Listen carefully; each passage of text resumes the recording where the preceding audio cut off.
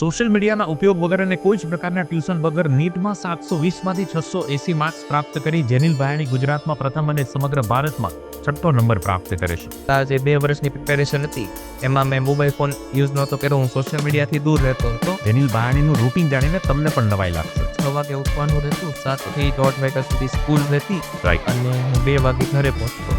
પછી અડધી કલાક 45 મિનિટ જેટલો રેસ્ટ અને પછી મારું ડેલી 5 થી 6 કલાકનું self સ્ટડીનું schedule.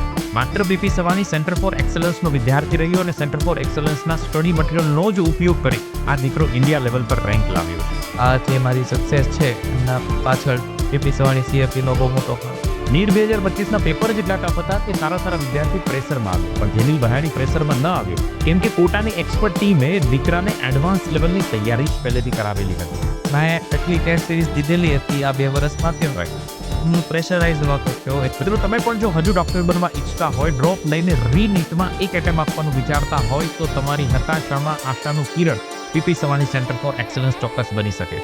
PP Savani centre for એક્સલન્સમાં રીનીટમાં 78% કરતાં પણ વધારે સક્સેસ રેશિયો છે, કેમ કે અહીં થઈ રહી છે રીનીટની શ્રેષ્ઠ એડવાન્સ લેવલની તૈયારી. તો મિત્રો રાશિ જોવો છો તમારું ડોક્ટર બનવાનું સપનું સાકાર કરી શકો છો. આ રહ્યો નંબર અત્યારે જ ડાયલ કરી અને આપની શ્રેષ્ઠ તૈયારીનું platform PP Savani centre for એક્સલન્સને જરૂરથી બનાવી શકો છો.